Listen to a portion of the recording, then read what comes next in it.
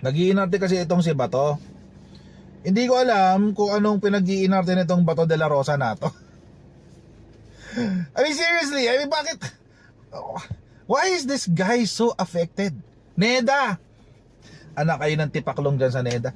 Hindi kayo... Bago natin puntahan si Bato. Wait lang, baka makalimutan ko to. Kanina ko pa iniisip din tong topic. Hindi ko na lang tinapik pero dadaanan ko lang. Neda! Sek Arsenio Balisacan. Really? 62 pesos or 64 pesos? Or 63 pesos ba yun? 63 pesos yata yun eh. Really? Really? Nang-aalas ka ba kayo, Neda? Nambubuisit ba kayo? Nambubuisit kayo? 64 pesos? 64 pesos? Ang isang tao daw na mahirap ay makakakain na sa halagang 64 pesos. Lang ya. 64 pesos. 64 pesos! Buisit! Buisit! Neda, anong nakain mo? Sek Arsenio Balisacan. Anong nakain mo nung araw na yon para sabihin na ang mahihirap ay nabubakayang mabuhay sa halagang 64 pesos? Ano ka ng tipaklong? Sek Arsenio Balisacan. Mahusay ka naman, matalino ka naman. Pero alam niyo mga Kojera, in fairness to Sek Balisacan, nagsabi naman siya, ang sabi niya, yung kanilang numero or yung kanilang formula, lumang-luma na, if I'm not mistaken, parang 7 or 10 years ago pa yung kanilang tawag dito, yung kanilang formula. Oo. Hindi ba dapat every year nyo ina-update yan, sir? Oo. Hindi ba dapat every year nyo ina-update yan? Kasi alam nyo kung bakit? Kapag 64 pesos ang baseline, apektado yung buong numero. Apektado yung kabuuan ng ating statistics pagdating sa poverty. Maapektuhan. And in fairness kay kay Sek Balisacan, nagsabi rin siya, mukhang kailangan na po nating i-update, ma'am, sa hearing. Mukhang kailangan na po nating i-update. Sir, dapat nyo po, before nyo po sana in-announce, dapat nag-update po kayo. Kasi, alam nyo mga Kojero, common sense na lang. I mean, really, it's common sense. It's common sense. Common sense. It's common sense. Bigas pa lang 60 pesos na isang kilo. Bigas pa lang! Bigas pa lang! Magkano isang Century Tuna? Hindi po tayo sponsor ni Century Tuna. Yung pinakamaliit na Century Tuna, magkano? 20? Nakakaloka ka, Sek Balisacan. Promise! O si 38 pa nga daw.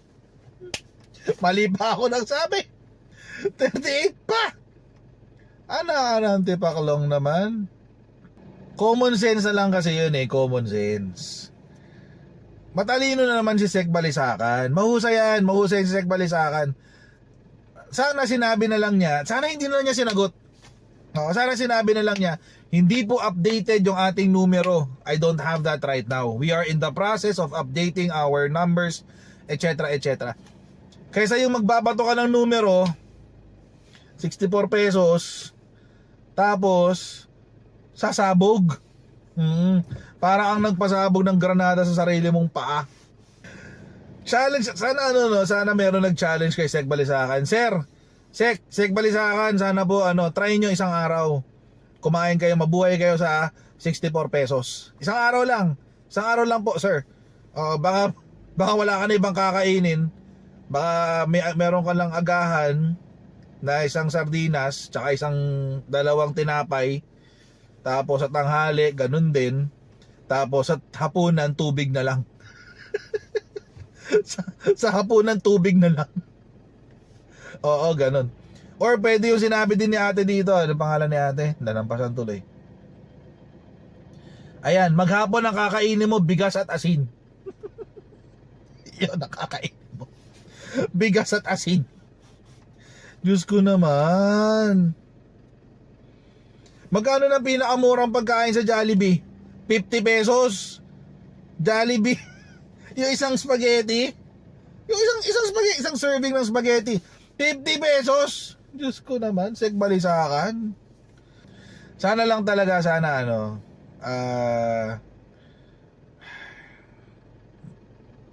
update na lang nila yung numero. Total naman, umamin na sila na hindi updated yung numero nila. So might as well, I mean, damage control, mag-recompute po kayo, recompute. Oo, recompute kayo. Damage control. Kasi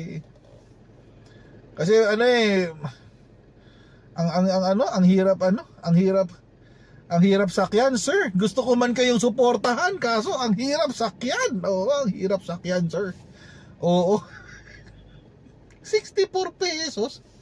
Kahit admin supporter ka, mapapamura ka eh. Anong pinagsasabi nito ni Sek Balisakan? Diba? Kahit admin supporter ka, mapapamura ka pa rin. Sir, paki-update na lang po, paki-update. Oh, para damage control din. Oo. Pwede naman mag-apologize, walang problema. Oo. Tanggapin po natin nagkamali tayo. So, yun.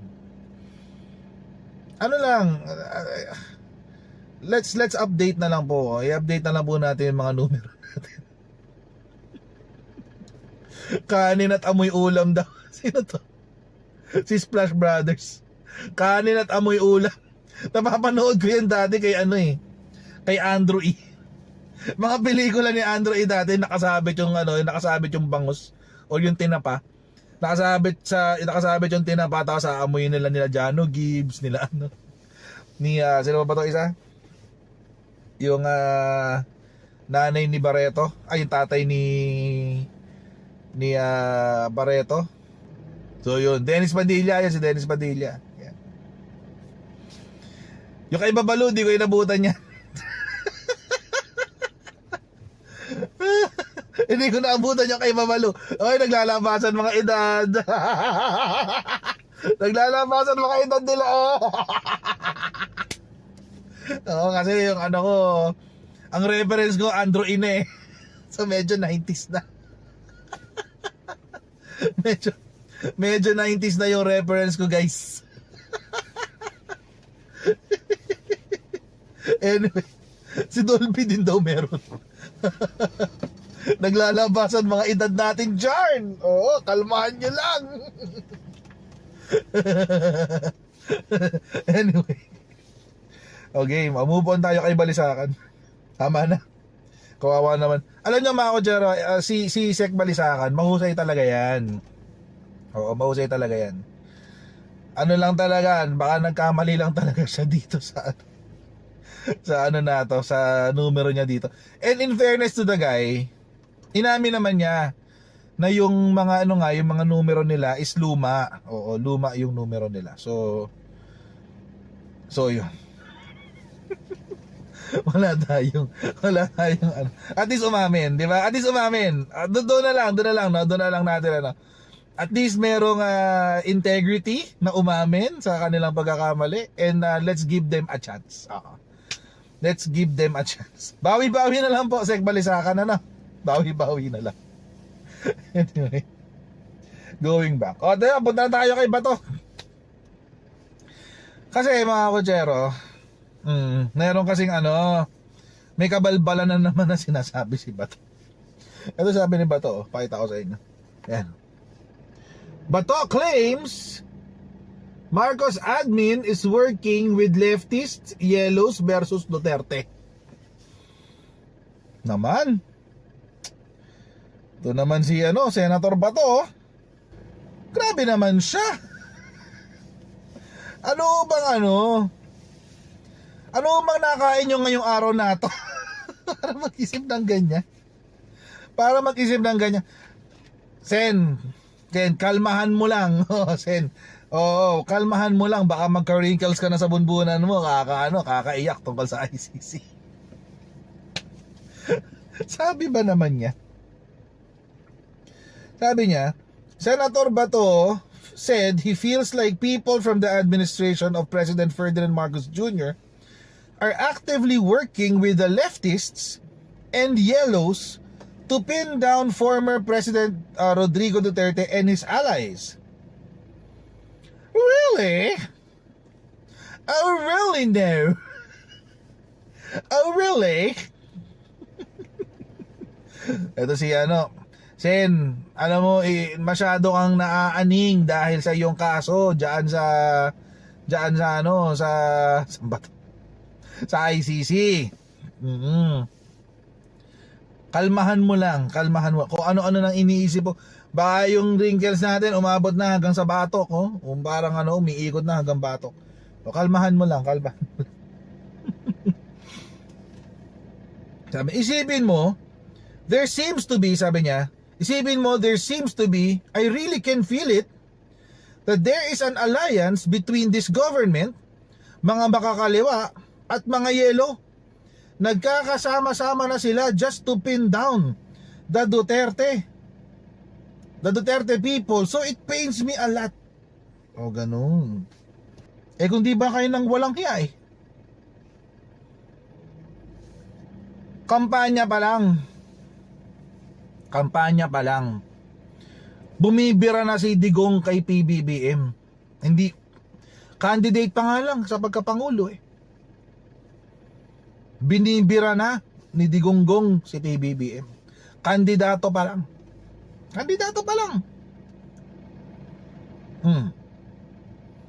Naging pangulo. After 2 years, pagiging pangulo, January 2024, anong ginawa ni Digonggong? Ay, tinawag na andik at bangag si Presidente. Oo. Ano pa? After nun, nag-imbento ng kwento tungkol sa PIDEA leaks.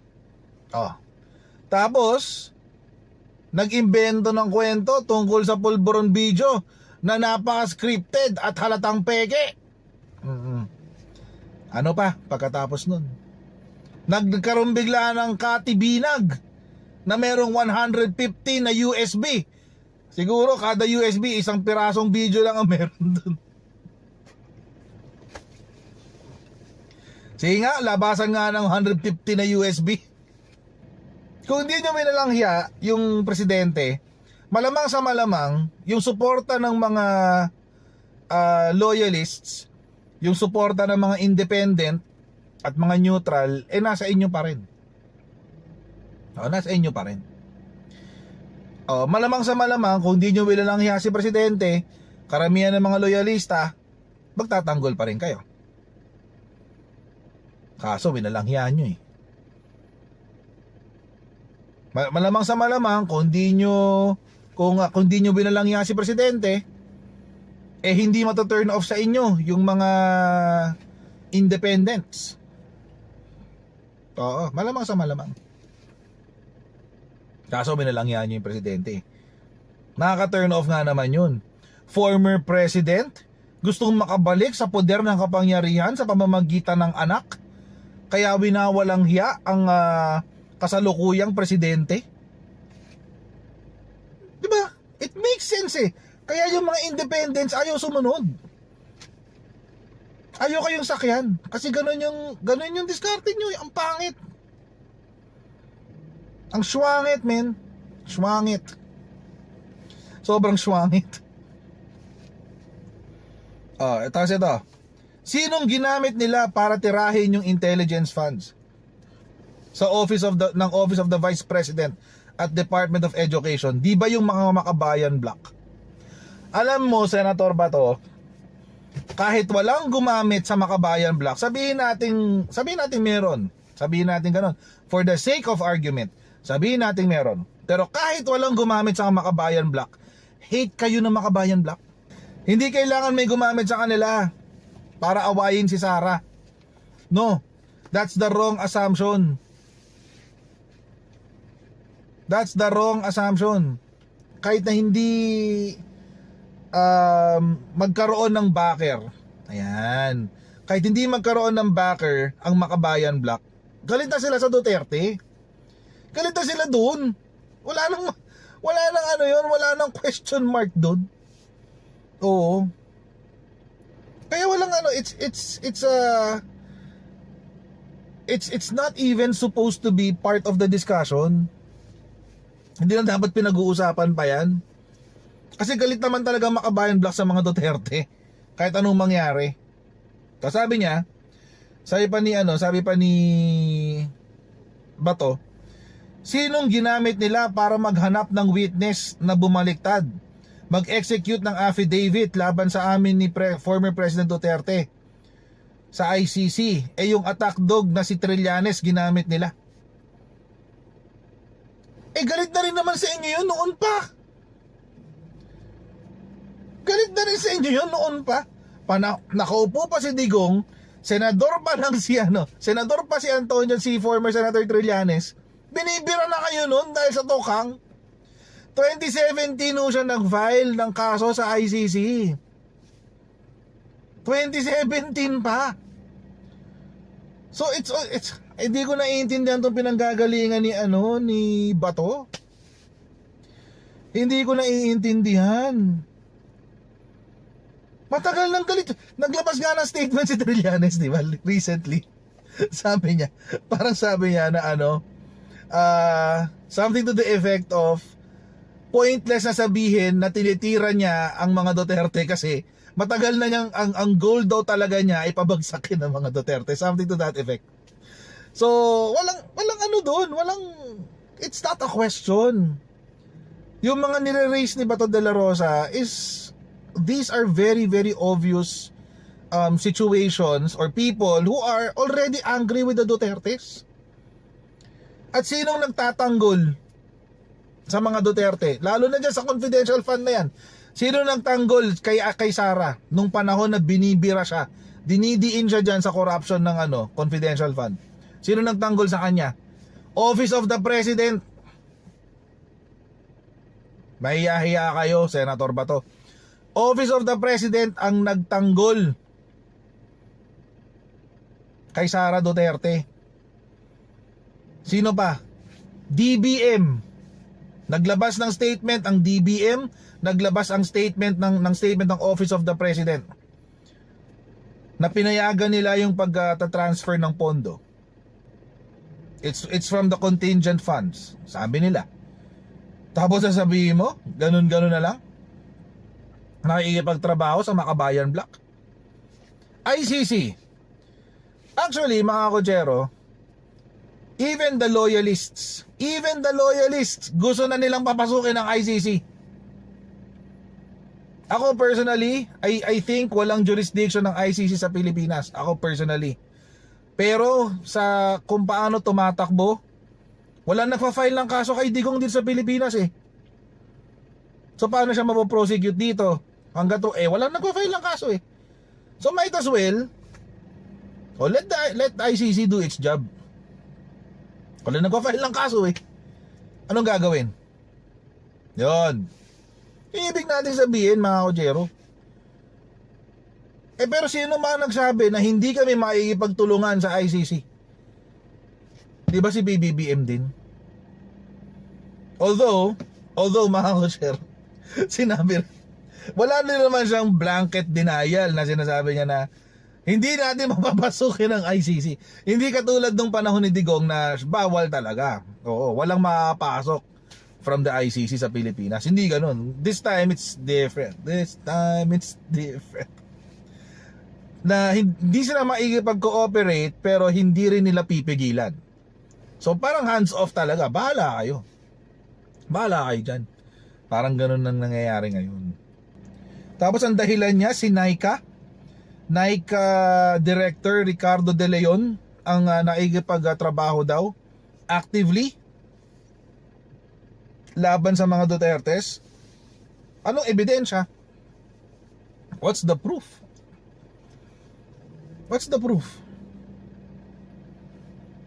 Meron bang ebidensya na magsasabi na si NICA Director Ricardo De Leon ang tumatrabaho sa mga Dutertes? Bakit siya? Bakit of all the people, yung NICA director? Anong meron siya? Does he have beef against the Dutertes?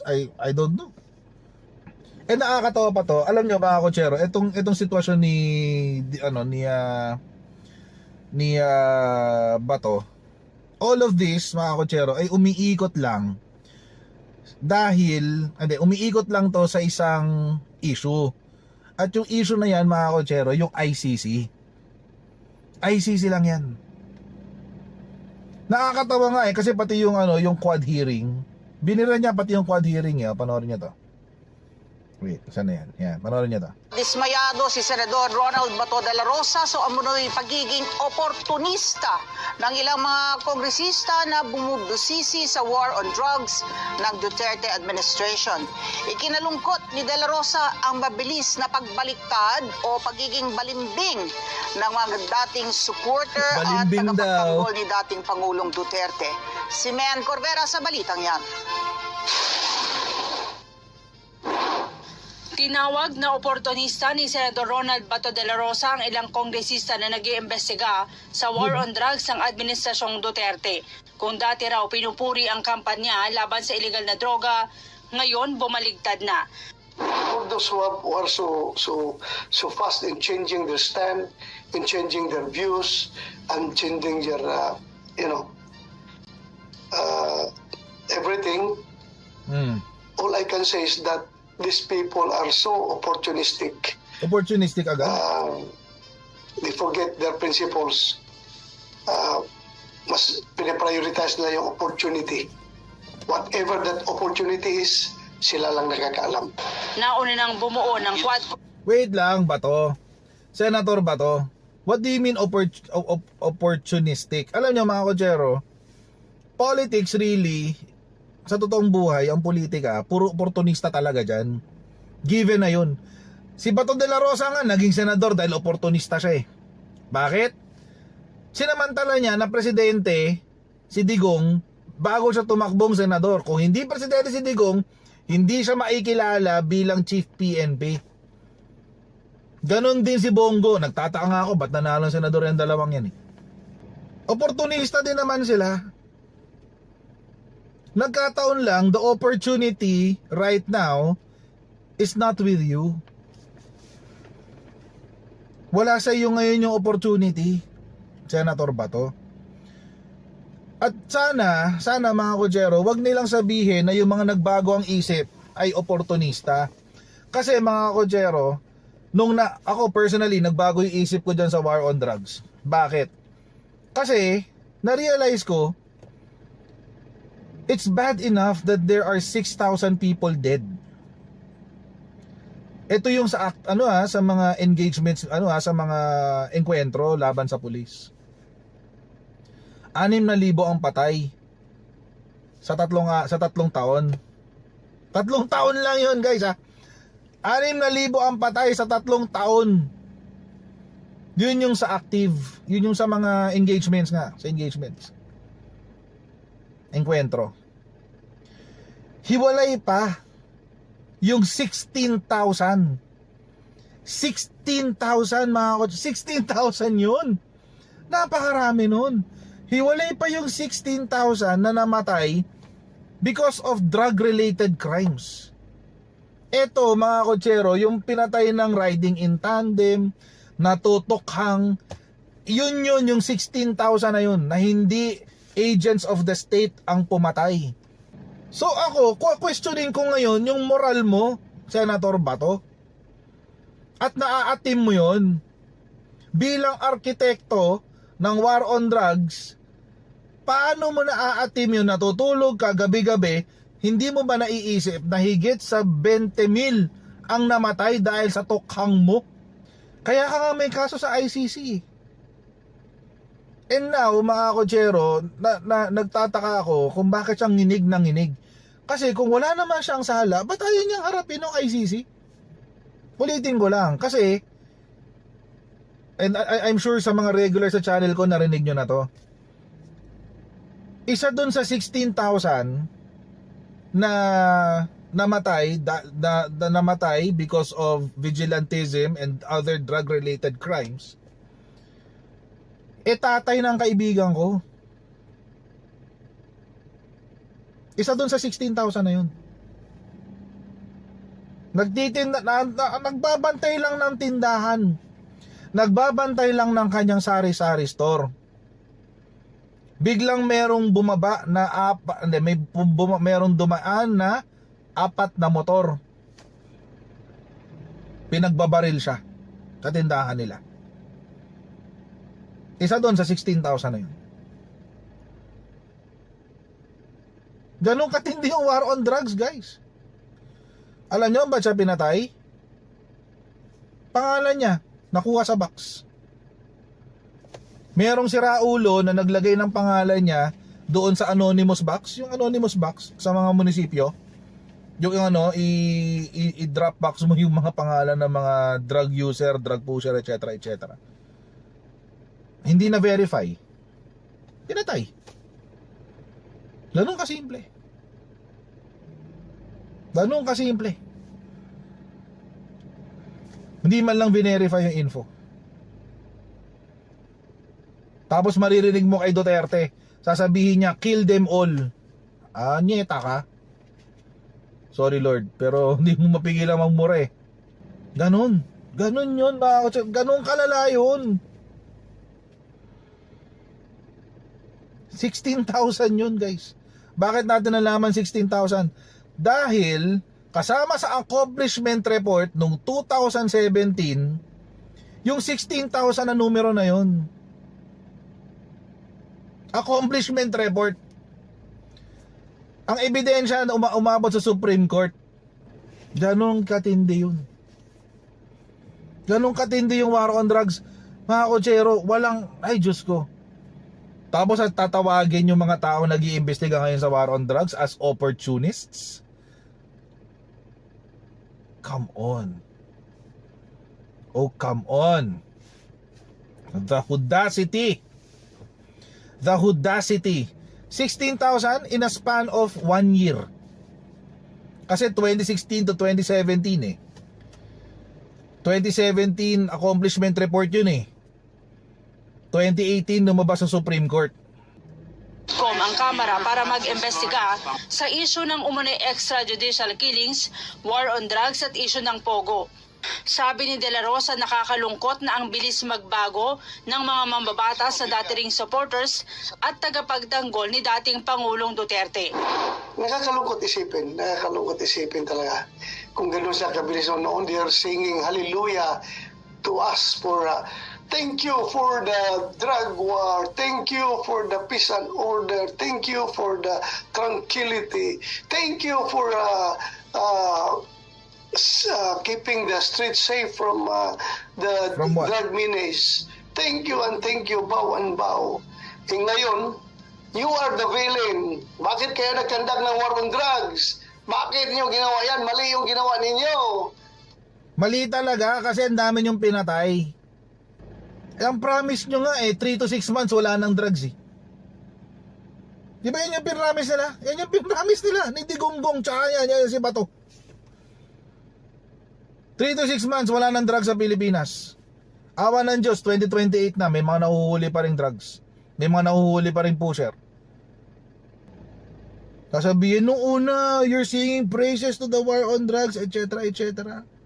O sige, sabihin natin ganun. Kasi I was one of them. I was one of those people na pinuri yung war on drugs because I thought it was doing something good. I thought. Until nangyari nga yun sa kaibigan ko. Hindi pala siya totoo, fake news.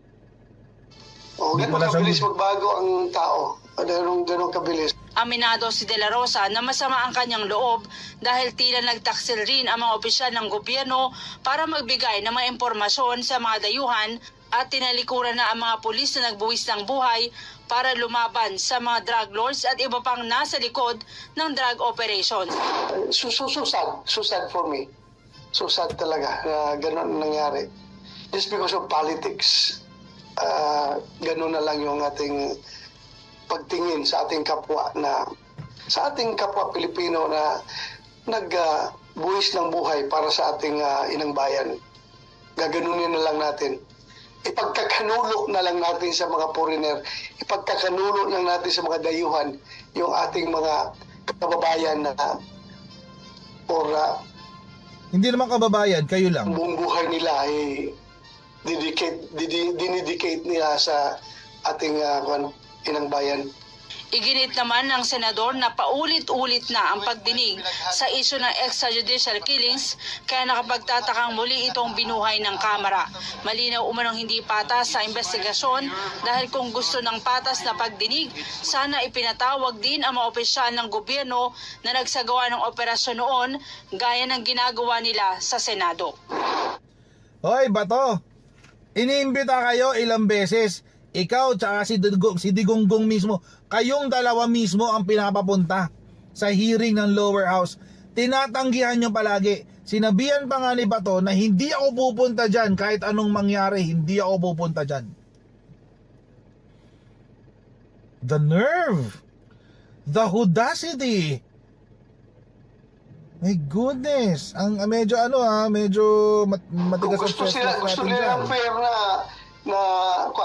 fair na investigation, they should have contacted also the government side at saka kami mismo na gusto nila maging akusado.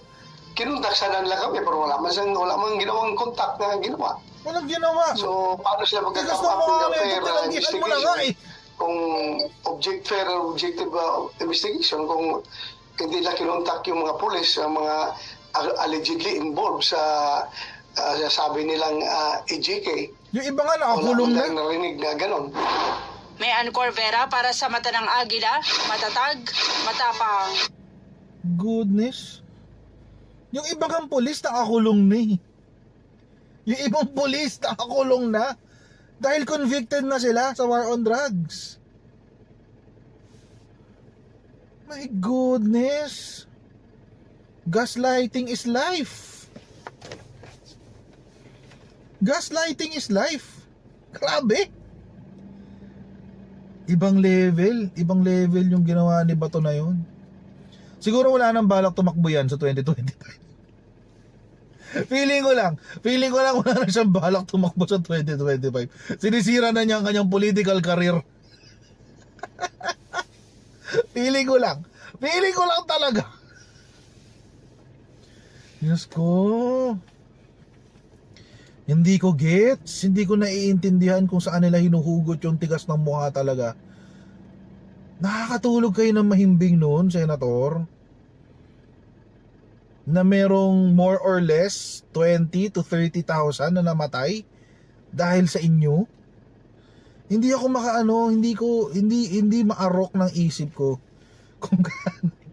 kung anong level ng tigas ng mukha ang kailangan mo o anong level ng insensitivity or lack of empathy ang kailangan mo para makatulog gabi-gabi, knowing that the murder of more or less 20 to 30,000 people is your fault, ay dahil sa'yo.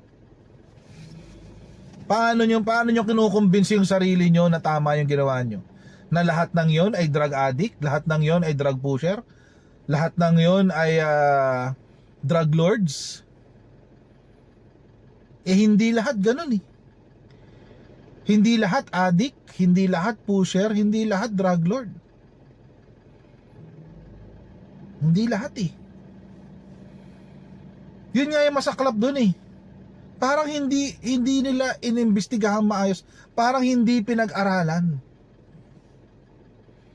Wala man lang. Again, I'll go back to the example of my friend's father na inambush because of the war on drugs. Hindi siya nagda-drugs at all. Hindi rin siya pusher.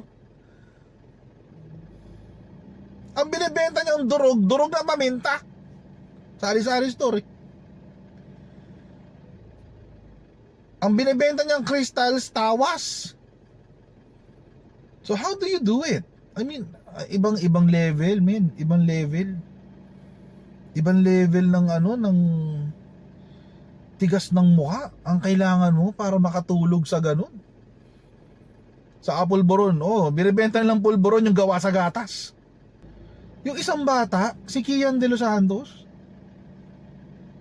O sige, sabihin na natin drug runner yung bata. Sabihin natin totoo. It was never proven, by the way. It was never proven that that kid is a drug runner. It was never proven. Pero sige, let's play the devil's advocate. Sabihin na natin totoo. Ba't nyo pinatay? Bakit nyo dinala sa eskinita, pinaluhod, at in-execute nyo? Diba? I mean, tapos ngayon, magpapavictim kayo, sabihin nyo, bakit kami inaapi? Bakit kami ang nililitis? Etc. etc. Pumatay kayo eh. Si Bato yung architect. Si Digong yung mastermind. Kailangan pa ba ng ano yun? Kailangan pa ba ng matinding logic yan? Hindi! Hindi! Hindi na! Si Digong mismo nagsasabi, kill them all eh. Tapos ipapalusot nyo, sabihin nyo, joke lang. Sorry kayo, yung joke nyo, sineryoso. At the very least, you should be liable for criminal negligence. Hindi ka naging maingat sa mga statements mo, hindi ka naging maingat sa policies mo, sa mga sinasabi mo na na-interpret as policies. At the very least, sana talaga, kasi di ba may mga may chismis na darating na raw lalabas na raw yung warrant against Duterte, against the father, Rodrigo Duterte, sa ICC this coming September. Yan ang sinabi ni former Associate Justice Antonio Carpio. Sana nga matuloy na. Sana matuloy na. Kasi the 20,000 people, o sige, sabihin na natin yung 6,000 doon, mga totoong, kasi namatay sa enkwentro eh. In actual police operations, nanlaban, namatay. O sabihin natin totoong mga drug addict. Yung 16,000 na lang, hindi tayo sigurado. Yung 16,000 na hindi kayo siguradong addict, ay they deserve justice. Hindi ka ba manginginig doon, guys? Hindi ba, I mean, hindi ba sila nanginginig doon? Ako nga, makaisip ko nga na makapatay ng isang tao, parang di kaya ng konsensya ko yun, makapatay ng isang tao lang yun ha. Yung sadyain, I mean really plan it out, as in outright murder. Hindi dumadampi sa isip ko yun eh. Parang hirap isipin. Parang feeling ko, makakagawa lang ako ng ganong act kapag nabaliw na ako, ganun. As in talagang na yung nakulta na ng galit at puot ang isip at puso ko, na feeling ko doon lang ako makakagawa ng ganyang klaseng bagay. Kaya nga nagtanong kanina, how do they do it? How do they sleep at night knowing that 16,000 people are dead because of the war on drugs? Hirap nun, man. Ang hirap nun. Ako hindi ako makakatulog nun. Lalo ako yung architect ng war on drugs. So, Senator Bato, medyo late na yung drama mo. Medyo late na yung drama mo. Sanay na sa patayan dahil sa Davao City. And I'll see all of you in our next live stream. God bless you and see you next time, guys. Bye!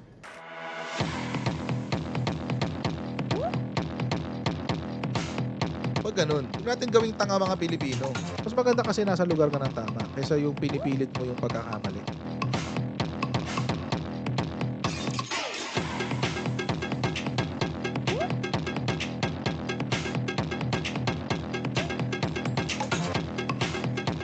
Are they willing to go that far? Hindi makakalimutan ng Pilipino yan hanggat di nasasagot niya.